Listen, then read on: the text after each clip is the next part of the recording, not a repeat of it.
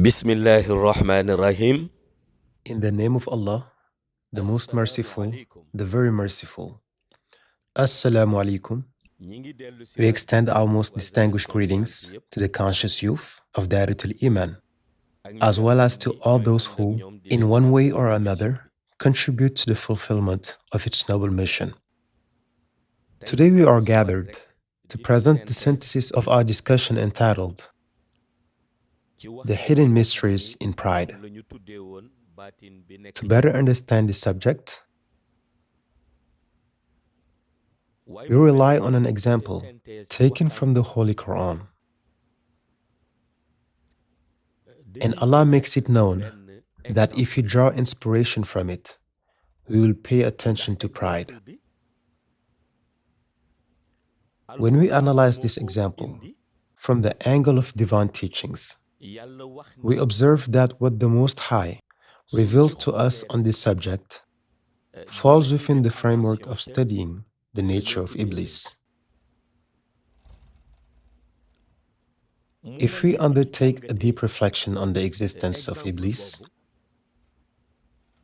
we dañuy gis ni realize li ñu fi borom bi that he was subhanahu wa once the taala chief wan of protocol of the angels mi ngi in the dellu angelic universe, Alamul Malakut. xam nga This bu ñu is why xoolee it is Iblis reported that Iblis led the angels for very long periods. ñu interpréter In this ko perspective, dundam we must ask ourselves two dafa ñuy fundamental ubbil questions. benn When it is champ de said réflexion that Iblis led the angels, in what context did he dañoo gis lead ni them? Iblis The moom la answer is yàlla clear. jëloon He led them in the worship of def ko mu Allah. nekk For as we chef de know, protocole bi angels jiite woon evolve in their own waa sphere alamul within malakut Alamul Malakut, a universe where they moo tax strictly ngay dégg ñu submit naan la to divine Iblis orders jiite and na abstain from malaayika all yi that he forbids. di leen jiite Logic leads us to ay understand ati at that ñuy dem during these thousands of years, when he ci instant exercised de the spiritual réflexion boo leen authority, demandé Iblis surpassed the angels in terms of will, commitment, and processus determination in the worship of Allah. Allah made Iblis the chief of protocol of the angels, and all angels evolved under his direction. Whatever the angels chanted in terms of zikr, Iblis surpassed them in number. Any worship they addressed to their Lord, Iblis practiced with superior will and fervor. This is how we perceive the initial state of Iblis. The question that man must ask himself is the following. What was the reason for the dismissal of Iblis, despite the elevated station where he found himself? Everyone knows the reason, because it is due to pride. But if we approach this question within the divine framework, we must question further. The Creator, when he chose Iblis as a chief of protocol of the angels, did he not know that one day Iblis would become proud and end up disobeying him? This question is essential and leads us to an inescapable conclusion. Allah is the omniscient, and nothing surprises him, for he is the creator of all things and the supreme ordinator of events. Thus, if we analyze the disobedience of Iblis through the prism of divine will, we realize that it is part of a larger plan, that of Allah's will through which He has organized the destiny of His creatures. Thus, what should have supported Iblis in his eminent position was total submission to the directives of his Lord, following them with absolute rigor. It is precisely for this reason that Allah had placed him before these responsibilities, because those He directed, the angels, live exclusively in strict respect of divine orders and the absolute rejection of any prohibition. It is in this context that Allah subhanahu wa ta'ala put Iblis in front of a decisive test by creating Adam alayhi salam and ordering him to prostrate before him. It was at that precise moment that the dispute began. Allah subhanahu wa ta'ala knew perfectly well that in formulating this order, Iblis would refuse to comply because pride was deeply rooted in him, and the evidence manifested itself. Iblis refused to execute the divine order The Lord then questioned him, "Why do you refuse to prostrate?" To this, Iblis replied with, "I am superior to him." Thus Allah declared to him, "Since you persist in your principle that you are better than him, by refusing to prostrate, then know that you are now dismissed from your functions and excluded from the world of angels, Alamul Malakut." Thus, he pleaded to Allah in these terms, "Grant me a reprieve until the end of the world, and I swear that I will divert from the right path all those among them who I can reach." Allah, in His immutable decree, granted him this delay, but he replied to him, "But know that among my servants, there will be those whom I will guide and whom you will never be able to lead astray." As soon as Iblis was banished from the angelic universe, it was at that moment that Allah addressed a warning to the sons of Adam, who were to be established on earth.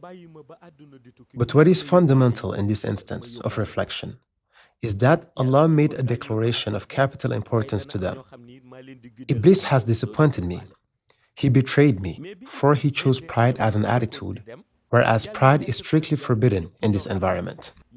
And Allah then asked a question that challenges the conscience of all humanity.